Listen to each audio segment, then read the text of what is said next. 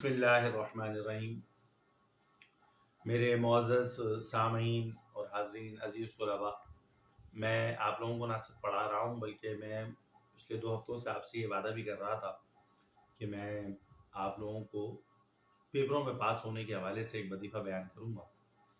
میں یقیناً اپنے اس وعدے کو آج پورا کرنے جا رہا ہوں، اور اس کے ساتھ ساتھ میں یہ بھی بیان کرتا چلوں کہ دیکھیے، میں جس وعدے کو پورا کر رہا ہوں اس کے ساتھ میں نے ایک شرط رکھی تھی، اور وہ شرط یہ ہے کہ آپ میں سے جو بھی شخص اس وظیفے پہ عمل کرنا چاہتا ہے اس کو یہ چاہیے کہ وہ میرے چینل کو سبسکرائب کرے گا، اور اس کے ساتھ ساتھ وہ اپنا اور اپنے والد کا یا اپنی والدہ کا نام مجھے کمنٹ سیکشن میں سینڈ کرے گا۔ چونکہ دیکھیے، یہ وظیفہ اجازت سے مربوط ہے، مجھے اس کی اجازت تھی، میں خود یہ وظیفہ کرتا رہا ہوں، تو اب میں اگر کسی کو اجازت دوں گا تو ہی وہ یہ وظیفہ کر سکے گا۔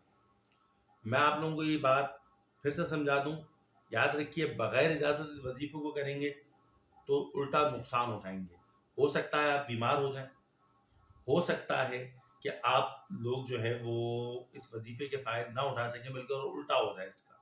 تو بہتر یہ ہے کہ اپنا نام اپنے والد کا یا اپنے والد یا والدہ میں سے کسی ایک کا نام مجھے سینڈ کر دیں، ٹھیک ہے؟ پہلی چیز۔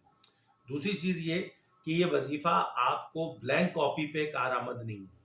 مثلا اس وظیفے سے مراد یہ کہ فرض کیجئے کہ آپ نے یہ لگتا ہے کہ آپ نے جو کچھ یاد کیا تھا وہ آیا، آپ نے اسے کیا، وہ 100 میں سے 50 نمبر کا تھا، 40 نمبر کا تھا، لیکن آپ نے جب اس وظیفے کو پڑھا تو یہ ضرور ہوگا کہ جو 40 نمبر کا پیپر آپ نے دیا ہے، مجھے امید ہے کہ وہ آپ کی امیدوں سے بڑھ کر نمبر چیکر جو وہ دے گا۔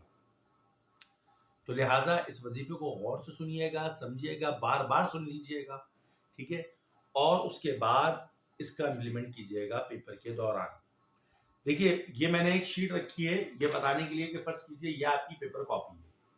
اب سمجھ لیجئے وظیفہ۔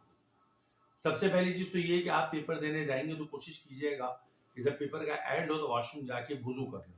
وضو کر لیں گے تو اس سے یہ ہوگا کہ آپ کو زیادہ فائدہ مند ہوگا، ٹھیک ہے جی؟ اب یہ آپ نے کاپی رکھی ہوئی ہے، یہ آپ کی پیپر کاپی ہے جو میرے ہاتھ میں ہے، ٹھیک ہے؟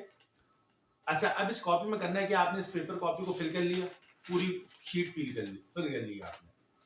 اب آپ نے یہ کرنا ہے کہ اس کے ہر اس صفحے کو جس کو آپ نے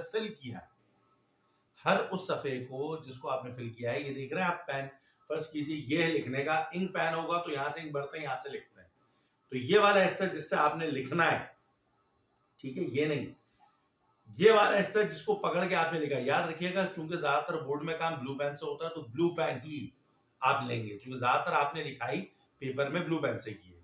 تو اس والے حصے کو جہاں سے آپ اسے پکڑ کے لکھتے ہیں، اس حصے کو ہر اس صفحے پہ جو آپ نے پیپر کا بھرا ہے، جس پہ آپ نے کچھ نہ کچھ لکھا ہے، اس سے آپ لکھیں گے بسم اللہ الرحمن الرحیم، بغیر آر آپ کے، عربی میں بسم اللہ الرحمن الرحیم لکھیں گے۔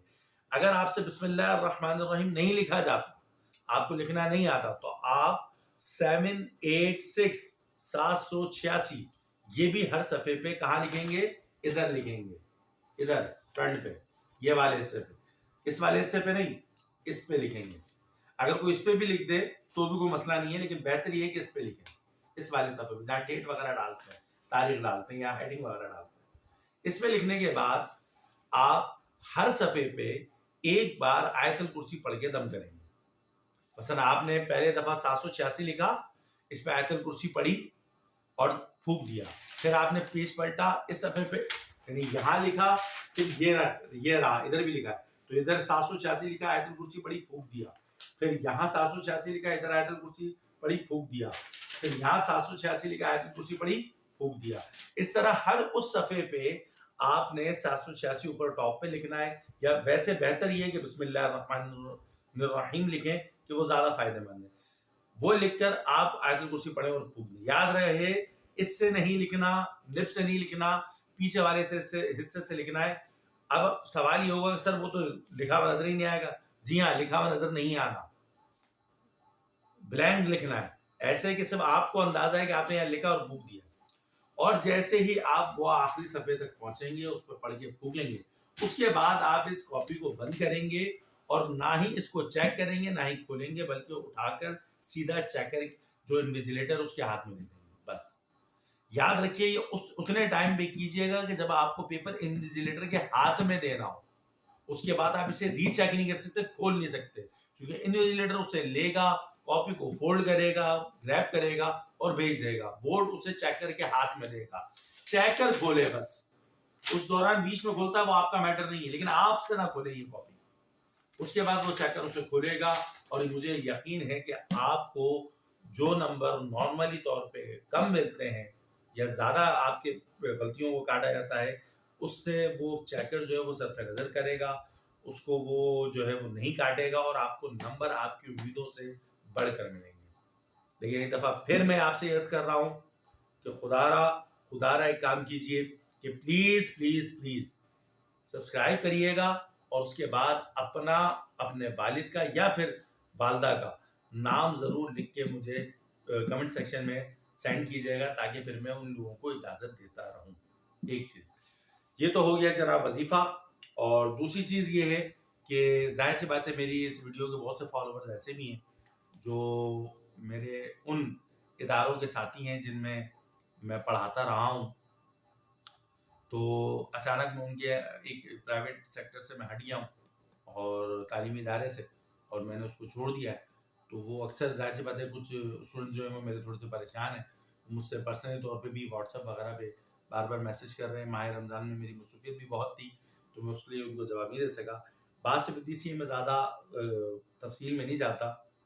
بات یہ ہے بیٹا کہ یاد رکھیے کہ آپ کے استاد نے اگر کسی ادارے کو چھوڑا ہے تو اس کی وجہ کوئی ایسی نہیں تھی یا انتظامی وجہ نہیں ہے، بلکہ اس کی صرف ایک سمپل وجہ ہے. وہ یہ ہے کہ میں نے پڑھانے کے دوران ہمیشہ اپنے تمام اسٹوڈنٹ سے ایک بات کہی، اور میں آج تک یہ کہتا آ رہا ہوں کہ یاد رکھو کہ دین کے اوپر کمپرومائز نہیں کرتا. میں دین کے کسی معاملے میں کمپرومائز نہیں کرتا. اور دین کے معاملے میں اگر کوئی شخص غلطی کرے، چاہے وہ میرا سگا باپ، بھائی، بیوی یا کوئی بھی رشتہ ہو، میری اولاد بھی ہوگی، تو جہاں وہ دین کی غلطی کرے گا، عقیدے کی غلطی کرے گا، میں اس کو وہیں اصلاح کروں گا اور وہیں اسے ٹوکوں گا. تو بس کچھ ایسا ہی ایک ایسا معاملہ ہوا ہے جس کی وجہ سے میں نے ایک انیشیٹو لیا. اور بہرحال وہ پرائیویٹ سیکٹر کی اپنی انتظامیہ تھی اس ادارے کی، ان کو اس چیز کو ناگوار گزرا، اور انہوں نے میرے سامنے دو ہی آپشن رکھے، یا تو میں معافی مانگتا یا میں انہیں ریزائن کر دیتا. تو الحمدللہ آپ کے استاد نے ریزائن کرنا زیادہ بہتر سمجھا، بنسبت اس کے کہ وہ اللہ اور اس کے رسول کے دین کے پرچار اور اس کی اصلاح کے مقابلے میں لوگوں سے معافی مانگتا تھا.